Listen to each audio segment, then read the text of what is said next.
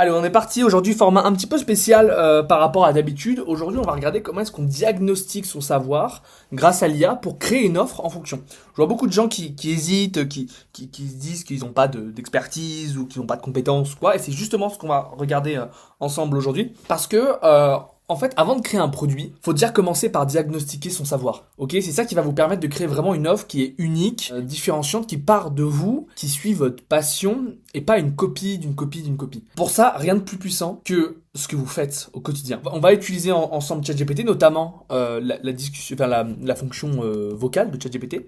Enfin, ChatGPT va pouvoir vous aider à extraire ce que vous avez dans la tête sans bloquer à l'écrit, parce que forcément à l'écrit c'est déjà, c'est souvent un petit peu compliqué. Donc, ce qu'on va faire, c'est qu'on va utiliser l'intelligence artificielle, la fonction vocale, mais pas que, pour du coup diagnostiquer son savoir, pour créer son offre avec l'intelligence artificielle. Avant qu'on commence, il y a une règle d'or que j'aimerais absolument vous partager, c'est que quand on utilise l'IA, utilisez toujours l'IA comme éditeur, ok, de votre pensée et non comme fabricant de votre pensée. Ça, c'est essentiel. J'aimerais vraiment que vous notiez. Pourquoi? Parce que si vous prenez l'IA comme fabricant de votre pensée, déjà, premièrement, il y a de grandes chances que tout le monde ait les mêmes idées que vous. Parce que forcément, l'IA, ça reste quand même plus ou moins générique. Et ben surtout, ça n'a aucun intérêt. Donc, du coup, moi, je m'oblige à parler à l'IA.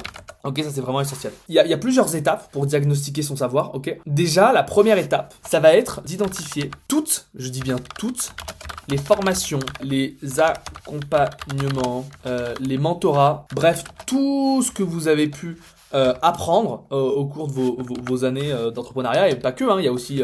on parle pas assez, mais il y a aussi l'école. Bref, vous allez tout identifier pour pouvoir clairement noter ce que vous en avez retiré de chacun. Ok, vous faites 2 colonnes, théorie, pratique, et donc du coup vous identifiez clairement tout ce que vous avez appris. Ça, c'est la première étape. Deuxième étape, ça va être de glisser tous les looms. Ok, on a énormément de looms. Moi, j'utilise Tela, mais il y a aussi Loom qui marche très bien. Loom, Tela, que vous avez envoyé à des clients ou potentiellement à des amis.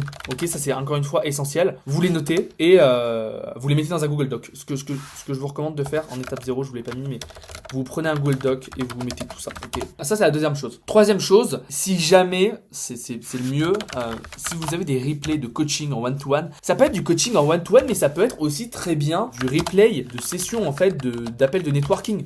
Ça peut être aussi ça, parce que forcément, quand on va vous demander de vous présenter ou quoi, bah forcément vous allez vous mettre en avant naturellement vers des choses que vous aimez. Donc ça peut être aussi extrêmement impactant. Ça c'est la quatrième chose. Ensuite, ce que vous allez faire, c'est que vous allez regarder aussi sur votre historique YouTube et vous allez noter les liens des vidéos YouTube / des types de vidéos que vous regardez le plus. Ça aussi c'est extrêmement fort. Si vous avez aussi des vidéos YouTube, c'est mieux.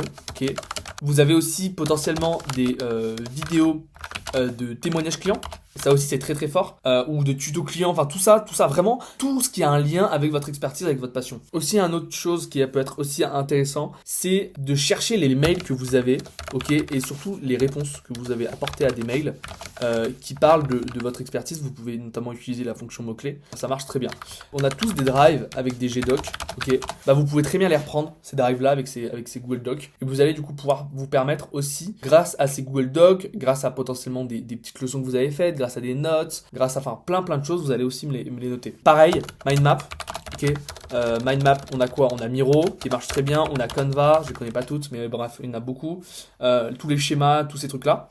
Et après, il y a aussi quelque chose d'extrêmement fort, ça c'est vraiment le truc le plus fort, c'est d'ajouter toutes les discussions WhatsApp. Je vais vous montrer comment on va le faire tout de suite. En gros, ce que vous allez faire. Ok, ici je vous ai mis un exemple, ce sera plus simple. En gros, quand vous allez sur les discussions WhatsApp, tout en haut vous avez le nom du groupe, vous cliquez dessus, ok, directement vous cliquez dessus et vous allez arriver du coup sur cette page. Vous descendez en bas et là vous allez arriver exactement là où là ce que je vous présente sur le screen. Vous cliquez sur exporter la discussion. Ensuite ça va vous demander deux choses, soit d'exporter la discussion en format, enfin avec les images, soit sans les images. Vous demandez sans les images. Ça c'est la 11e chose. Et la 10e chose, ça va être aussi de du coup convertir tous ces documents qu'on a vus ensemble, toutes ces notes, toutes ces choses là. Par exemple, ce que je vous recommande, c'est que pour les looms, les Tela, bah vous faites des Gdoc, ok, individuels. Pour les replays de coaching, pareil, vous faites des Gdoc individuels. Les replays de session networking, pareil. Vos vidéos YouTube, bah pareil, vous prenez le transcript. Encore une fois, je dis transcript, mais aussi sur vos looms, en fait, sur Tela, il y a aussi les transcripts.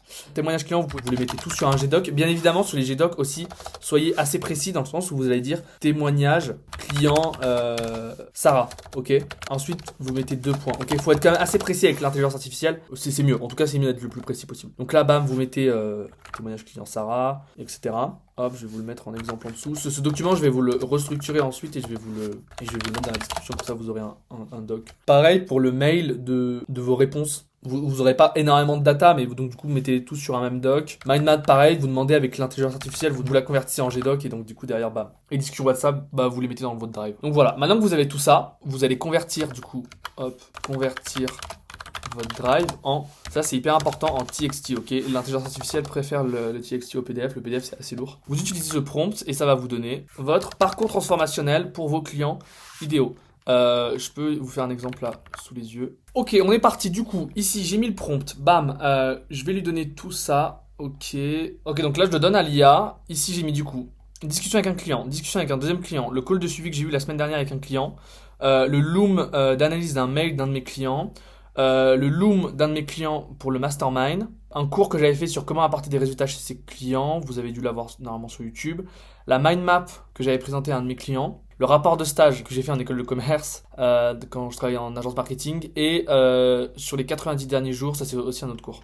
Donc bam, je lui ai donné ça à l'IA, il va l'analyser et là bas, il me donne une situation A, une situation B, on va regarder tout ça ensemble.